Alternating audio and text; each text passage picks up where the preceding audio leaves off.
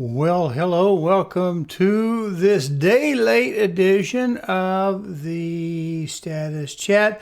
We had employment data come out yesterday, and there was some big talk about it. Of course, I want to watch the weekend news, so to speak, not the weekend, but the weekending news, and see what was going on, see what people's takes were going to be on it.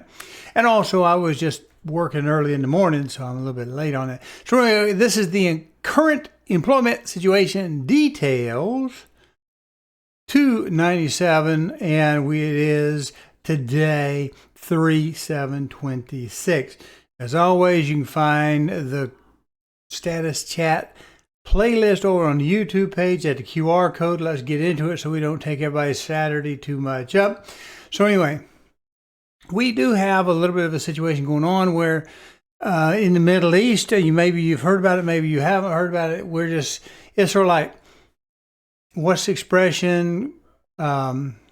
Buy once, cry once type things. If you've been kicking something down the road, like household maintenance, like I have, I've got all my windows need a good thorough cleaning, but they certainly need new screens because of the age. And it doesn't get any cheaper when you put stuff off that needs to be done. Although we have some now fear about the Strait of Hormuz, which I didn't know about this. I'm not a big global.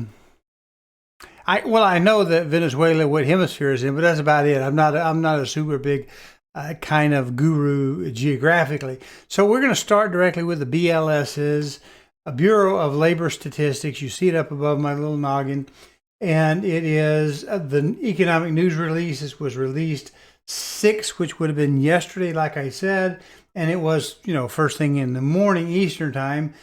So there we have it. We're going to look at the employment situation for February. Now, one of the things I do want to point out, I don't think it's super meaningful one way or the other, but it is something to think about because you never need to think everything is just in concrete. You always have to have a little bit of a leeway in your mind for something to happen. But remember, we had the big ice storm across the southern United States that kind of came through there. And that was late January, not February, late January. But then February is a short month, and of course we have the Democrats kind of shutting some funding down, causing some stress to our government employees. We also have some news. We're going to dig into it. That's the whole point of this versus go into, some openly biased source. We're just going to look at, pick out some of the stuff they do have to say. And I apologize for this not being any better than that. Now, they do have a notice up here, changes to the household survey data. Anytime they change methodology, we should, at least be aware that something happened.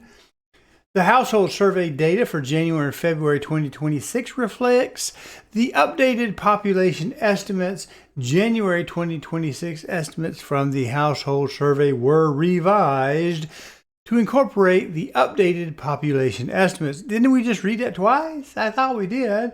Both of them being the households. See the note at the end of this news release for more information. Well, thank you. I think I'll give that a pass. But anyway, we have our little situation up here, and it's broken into 2 pieces if you're unfamiliar. We have the household survey and the establishment survey. Now, I have conveniently pulled up for you guys a little bit of an overview of what the difference between the household and the establishment is. And I remember speaking to you not too long ago when I had a Facebook frenemy. He's on the other side of his ideologies, and he likes to go back and forth. We had the ADP, which is a private organization which surveys a much, much smaller group of people, and they really deal with, if I'm not mistaken, non-farm type of employment. So it's already going to be limited. Plus, they're just a private organization. So they're already even more limited than that. And so they may sometimes be used for the canary in the coal mine for some things in the private sector, but not for all employment. And that's why we don't get too excited with any one of these things. But when we look at this, we're looking at the household survey, measures the employment status of individuals, including self-employed contractors and agricultural workers, to determine the unemployment rates. All right, so that would be a little different than ADP. while the establishment surveys count jobs on non-farm payrolls from business records providing data on industry and employment hours and earnings. So we're really getting kind of different stuff out of that. When I think of the establishment surveys, we get a little bit more of, is it like in the CPI, we see, well, is it service related? Is it construction related? Is it whatever? You get a little bit different breakdowns with the establishment because it's a bigger bit, but obviously it's not going to get some of the self-employed and the farm workers, because the farm workers law, those are 1099s or their home farms, they're in private thing. So yeah, it's just a different survey. That's really, I think, all we need to know about that. So let's go up to the household survey and see what we can see. All right, now the reason I talked a little bit about the difference, because I want you to think about where the bad news or good news might be coming, depending on how your mental situation says. But see, right here it says both the unemployment rate at 4.4 and the number of unemployed people at 7.6 million changed little in February.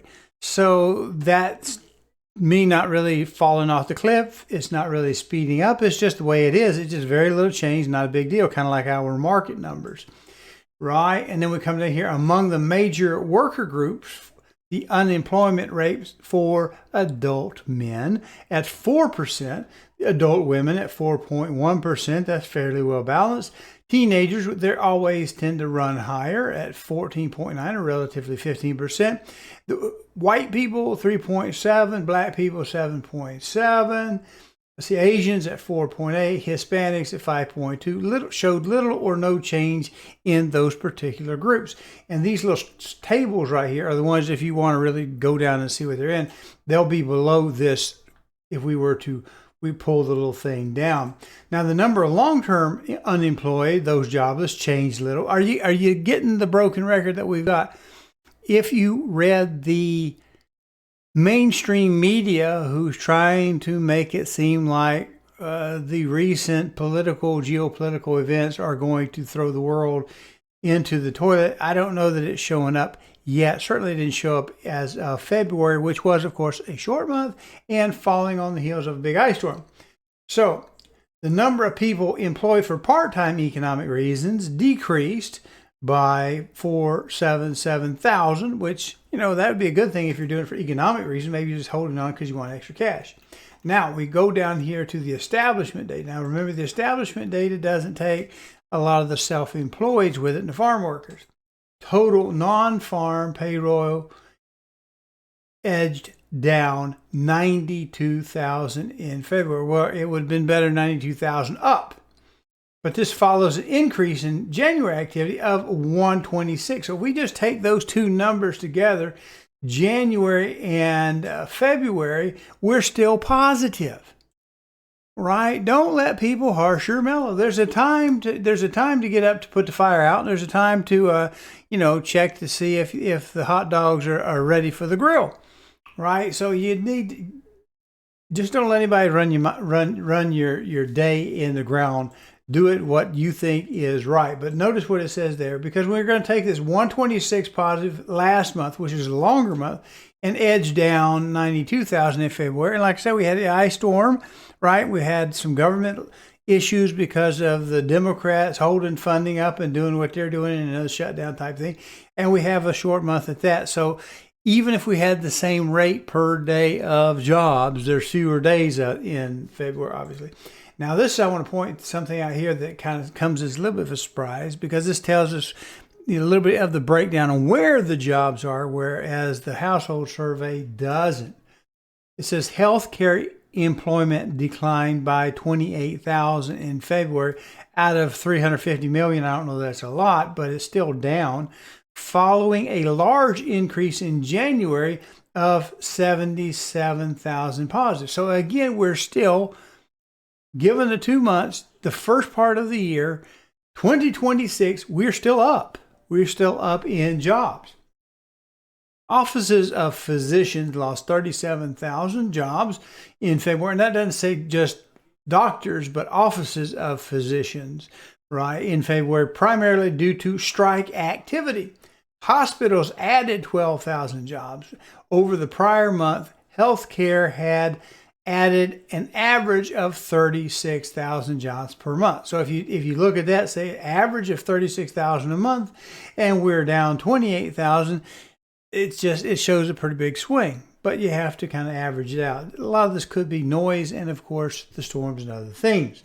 Also, being the first of the year when we do the Medicare, Medicaid enrollment plans, and even the private industry we go into, a lot of times the people that are 1099s have to buy their own insurance.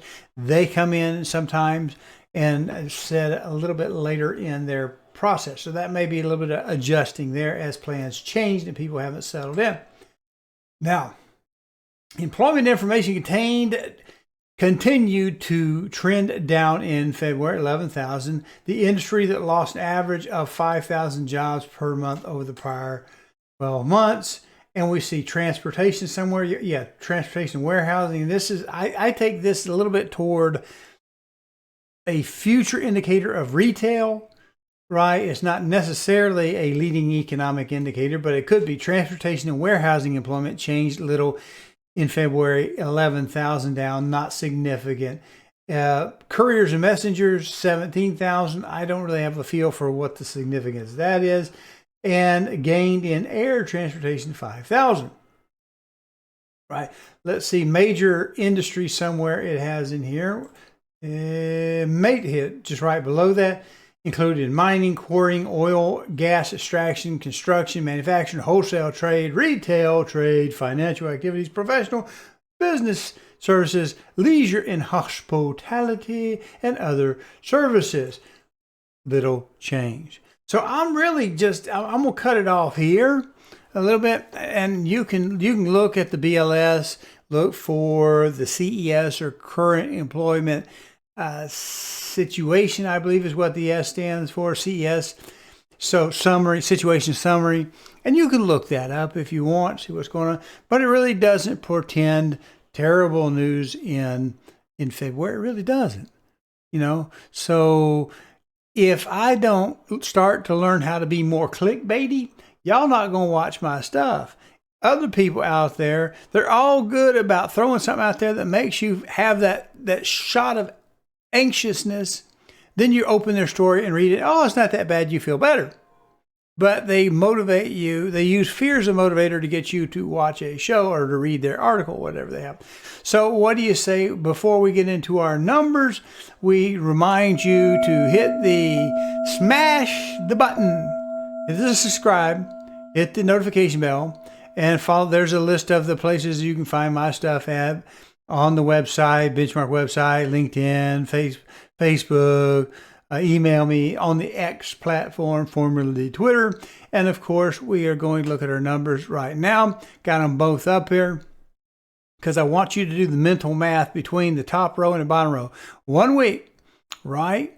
So here we are, 26,622, 2694, right? So we have less than 100 different, about 70 difference in the available. So that's not to me telling me that in our marketplace we're flooding the market with available homes, nor do we suddenly have a short drop in supply. Supply is fairly steady, although we did increase a little bit with the upwards arrow.